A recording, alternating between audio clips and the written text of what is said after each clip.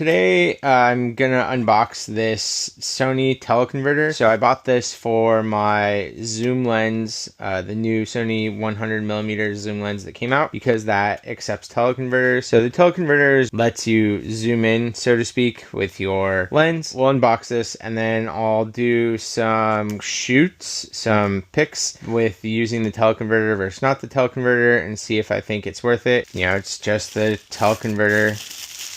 And then this is probably the manual telling you stuff, which I will never read, but it's there for your reading entertainment, I guess. And let's go ahead and open this up. So there's the teleconverter. So I guess you have a cap for each side to protect it. And this would go onto the camera, and I guess this would go onto the lens. Yeah, pretty interesting technology. And so let's go ahead and take some pictures with and without it, see if it's worth it and what my final thoughts are. Oh, and then also this is $600. So like, you know, the lens that I have is, you know, $1,600-ish. So you have to remember that this is as much as a lens, if not more than some lenses, but obviously less than the zoom lens. So let's see if it is worth it. Here's a comparison of something I took a picture of. This is about the size of a grain of sand. So you can see the one on the left is using the teleconverter. The one on the right is not a teleconverter. You know, there's a little bit of a difference from afar. This one looks more crisp, it's more zoomed in, and then the non-zoomed one is a bit more blurry, but not too bad at a distance. But then it's when we zoom in, so if we zoom in here, that you can really see the difference. So definitely a lot more detail is captured on this one to the left, whereas this one to the right, pretty blurry. So I would say if you are shooting really small things, once again, this is the